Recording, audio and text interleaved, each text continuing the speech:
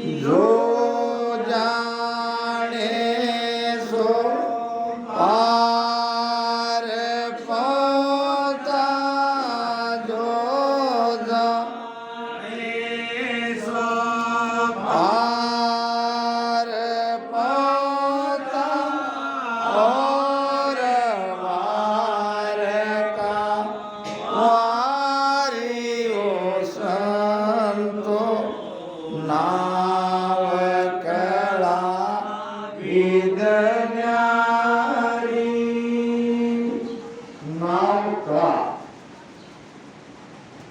नाव कला विद न्यारी संतो, नाव कला विद न्यारी, जो जाने सो पार पहुंचा, और वार का वारी। वार का वारी यानी जिसने इस नाव की कला को नहीं जाना, चाहे वो कितना भी भजन क्यों न करे, वो वार का वारी है, यानी बार बार जन्म मरण में आएगा। कितनी महत्वपूर्ण है ये नाव की कला। नाव कला विद न्यारी संतो, नाव कला विद न्यारी, जो जाने सो पार पहुंचा, और वार का। नाव की कला को ही कुदरत कला कहते हैं। आइए इस महत्वपूर्ण विषय पर महाराज के ज्ञान के द्वारा इस नाव की कला को समझने का प्रयास करें। पहले कुदरत कला का क्या महत्व है इसको समझे। महाराज कहते हैं कुदरत कला का सुन कहिए, मोख जान के ताई, जे जन्माय प्रगटे आई, सो पाप पुण्य बस नाही। पहली साथी महाराज कह रहे हैं, जिस जन के भीतर ये नाव की कला प्रवृत्ति है, वो पाप पुण्य के बस में नहीं है। यानी कर्मी करते हुए भी वो नेकर्मी हो जाते हैं। पाप पुण्य से बस से वो हमेशा के लिए छूट जाता है। ये पहला पराक्रम कुदरत कला का। दूसरी बात, मोक्ष प्राप्ति के लिए आदि अनादि से ये एक ही मार्ग है कुदरत कला का। कुदरत कला तका सुर कहिए, मोक्ष जान के ताही, यानी मोक्ष प्राप्ति के लिए, मोक्ष में जाने के लिए कुदरत कला ये एकमात्र मार्ग है। जे जन्म आए प्रगटे आई, सो पाप पुण्य बस नाही। कुदरत कला नाव की धागे, ने अंचर तन माई, केवल बीज असल वो संतो, और पावन काई। दूसरी बात महाराज समझा रहे हैं, कुदरत कला नाव की धागे ने अंचर तलमाई। ये जो सदगुरु कृपा से तन यानी घट में कुदरत कला जगती है, नाव की कला जगती है, इसे ही नियंत्रण कहते हैं। नियंत्रण कोई अलग नहीं है, यही है नियंत्रण। सत सत कहे को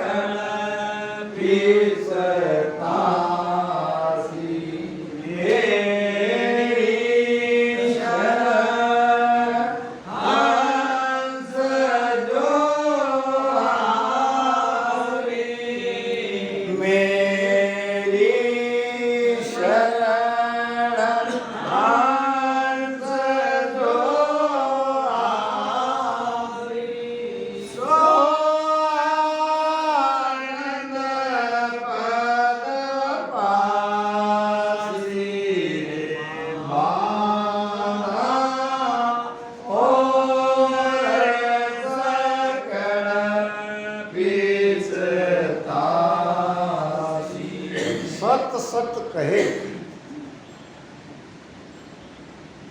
मोक्ष प्राप्ति के लिए सत चाहिए।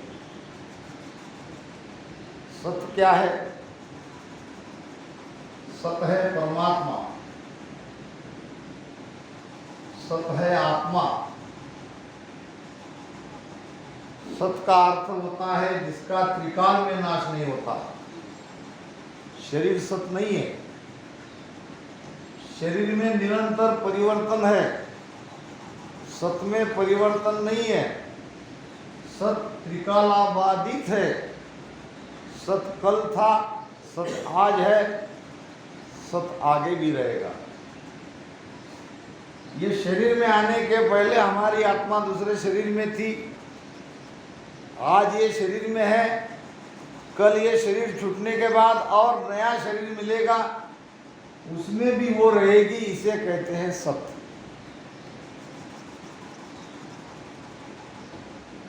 सत्य की व्याख्या विद्वानों ने करी है।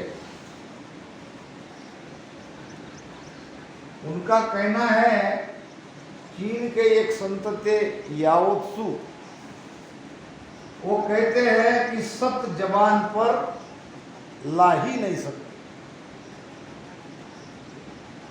सत्य को जबान पर लाने की कोशिश अगर की तो वो तुरंत असत हो जाता है। अब ऐसा सत्य क्या है? सत्य सत्य कहे तिके सत्य आ है। महाराज कहते कि संसार के लोग तो सत्य को कहते हैं, सत सत सत सत कहते हैं, क्योंकि जगत को सत्य का असली अर्थ ये मालूम नहीं। वो समझते हैं कि सती में सत आता है तभी सती जलती है, शूरवीर में सत आता है तभी शूरवीर अपनी जान दे देता है अपने राजा के लिए। मगर ये जो सत है, ये सत मोक्ष में ले जाने वाला नहीं है। बिल्कुल सत कीमतवान जरूर है। सती स्त्री को अगर कोई कह दे कि तुम्हारा पति आज चला गया, उनकी मृत्यु हो गई, उसी पल में वो स्त्री के भीतर सत आता है और एक पल में, एक ही पल की बात है, एक पल में घर परिवार बच्चे धन प्रॉपर्टी सबको छोड़ देती है और अपने पति के चिता में जाके बैठ जाती है, पति का सिर अपने गोद में लेती है और दोनों हाथ जोड़ के राम राम करके वो पति के साथ जल जाती है। क्यों जलती है? सत आता है। अब बाद में ब्रिटिशों ने इस सती प्रथा को बंद कर दिया, क्योंकि आगे सत नहीं आता था। फिर स्त्रियां पति के साथ जलने के लिए इधर उधर भागती थी। वो जलना नहीं चाहती थी, वो अपने बच्चों की परवरिश करना चाहती थी, वो जीवित रहना चाहती थी। मगर ये प्रथा चली आई। देखो प्रथा कुप्रथा में कैसे परिवर्तित होती है। प्रथा ऐसी थी जिसके अंदर सत आ जाए वो अपने पति के साथ स्वेच्छा से जलने के लिए तैयार हो जाती। फिर आगे अब वो सत भी तब आता है जो अपने पति पे अपार प्रेम करती है। यही स्थिति हमारी भी है। हमें भी अपने सदगुरु पे, अपने महाराज पे अपार प्रेम करना पड़ेगा, तब आएगा सत। आप कर रहे हैं कि भजन से आ जाएगा, भजन से सब पालेंगे, ऐसी बात नहीं है। तो फिर आगे क्या, ये सतिया, सत तो प्रकट नहीं होता था मगर उनको जबरदस्ती जलाया जाता था। इधर उधर ढोल नगाड़े और चारों तरफ से लोगों की भीड़। अब वो बेचारी बचना चाहती थी और ये जबरदस्ती उसको ढकेलते थे। धीरे धीरे ये अच्छी प्रथा कुप्रथा में परिवर्तित हो गई। ब्रिटिश शासन ने सत प्रथा को, सती को बंद करना पड़ा। बंद करना ही ठीक था, क्योंकि वो जब अंदर में सत प्रकटता ही नहीं है, जब मरने की इच्छा ही नहीं है, पति के साथ जलने की इच्छा ही नहीं, तो जबरदस्ती जलाने में कोई अर्थ नहीं। ये सती में जो सत आता है, शूरवीरता में जो सत आता है और संत में जो सत आता है, सत में तो कोई फर्क नहीं है, सत तो एक ही है। मगर ये सत, दो सत जो है ये 3 लोक का है, और संत में जो सत आता है वो 4थे लोक को ले जाता है। तो सत क्या है? सत सत कहे तके सत आहे ने अंचर शुरू हुई। ध्यान रखो, ने अंचर सत है, यही सत है। यानी ये अगर प्रकट है तो आप सत के साथ हो। कुदरत कला, ये कुदरत कला जो है, कुदरत कला कहे सो आ है, यही है कुदरत कला।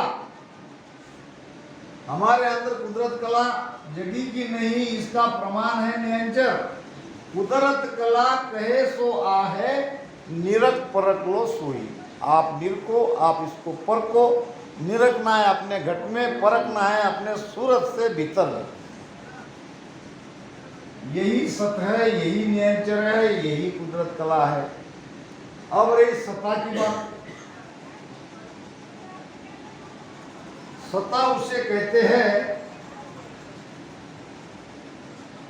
मान लो ये सदगुरु है और इनकी शरण में हम गए, इनके अंदर ये नियंत्रित की सत्ता अगर है तो ये हमारे भीतर ये सत्य प्रकट करा सकते हैं।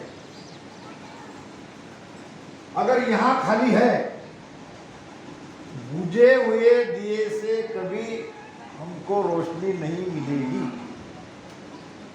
अब ये चाहे कितने भी ज्ञानी हो, चाहे कितने भी ध्यानी हो, लाखों करोड़ों उसके शिष्य हो, गाड़ियों के ताफा उनके पीछे हो, उसका रहन सहन, उसके कपड़े, उसके आहार, उसकी फैसिलिटी, सब कुछ बहुत बढ़िया है। कमी है वो कुदरत कला नहीं जगा सक रहे हमारे काम के लिए।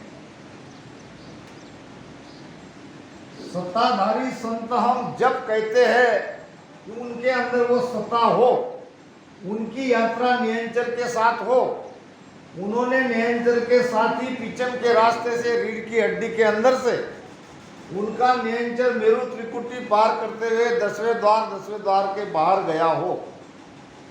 अब बाहर वाला नहीं भी मिला कोई बात नहीं, कम से कम 10वें द्वार वाला तो चाहिए। 10वें द्वार तक का नहीं मिला कोई बात है, कभी कभी त्रिकुटी तक तो चाहिए। मगर तीनों में कॉमन एक है, नियंत्रण के साथ उनकी यात्रा होनी चाहिए। त्रिकुटी पहुंचा हुआ भी भजन बता सकता है, भेद बता सकता है। अगर त्रिकुटी पार कोई संत मिलता है तो वो भी हमारे काम के है। 10वें द्वार तक पहुंच वाला मिला तो बहुत ही बढ़िया है, वो तो त्रिकुटी से 10वें द्वार तक का ज्ञान, सारा भेद आपके सामने खुला करके रख देगा।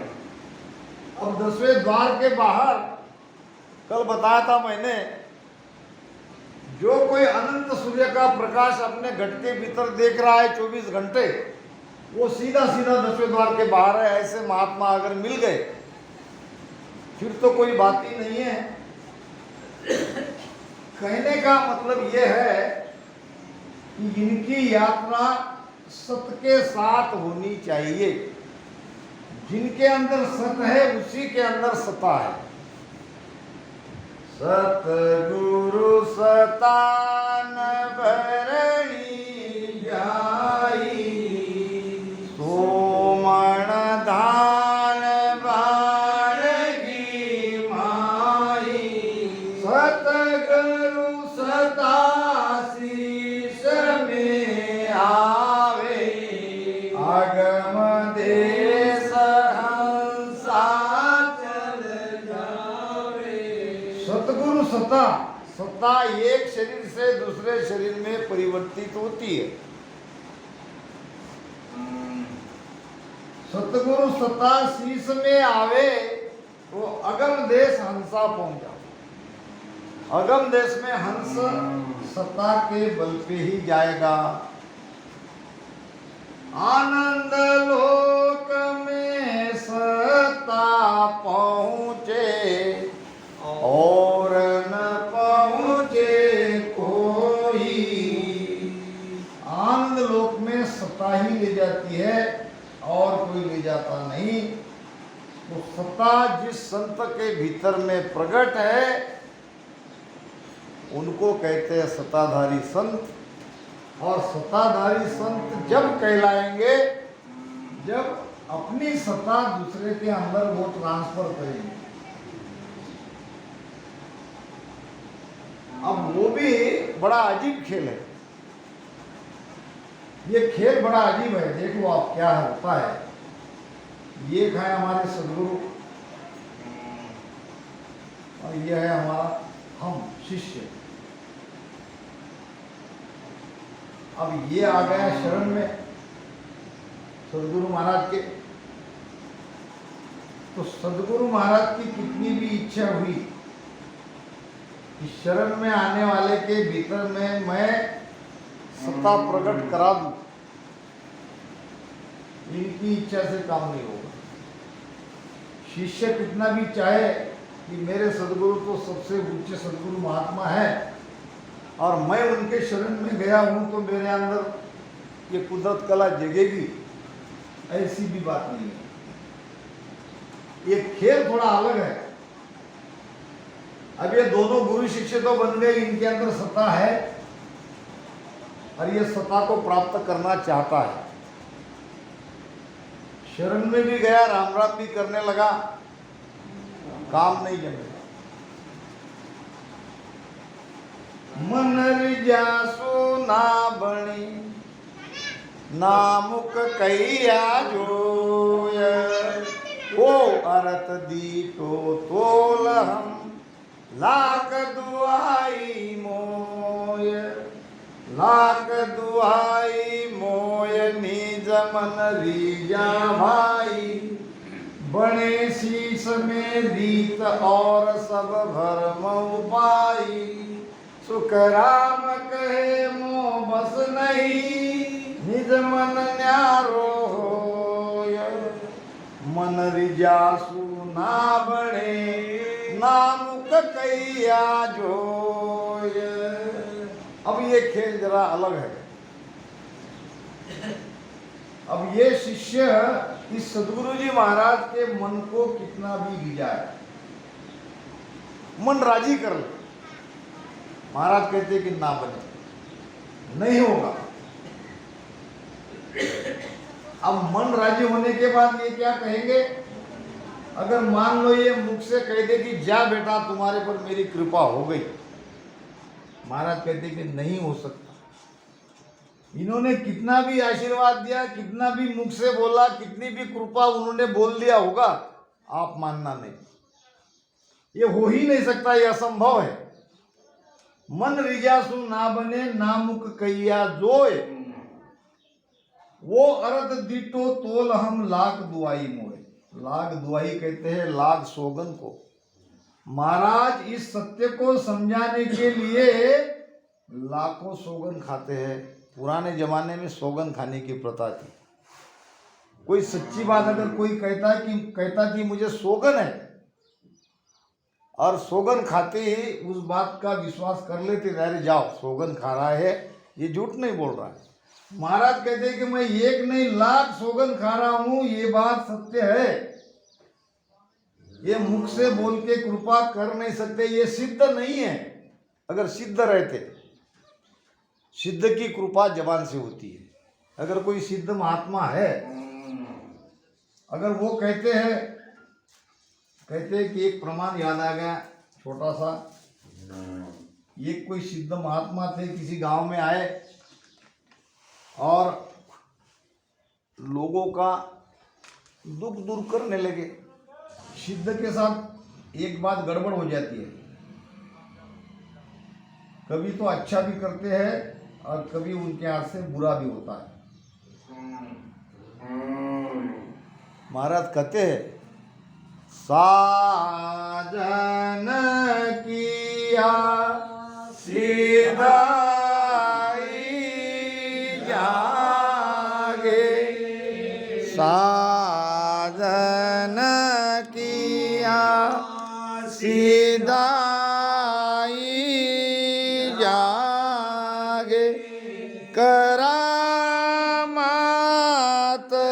फल पावे, बुरो रे भलो कामों को बंचे, बुरो रे भलो कामों को बंचे, यूं करना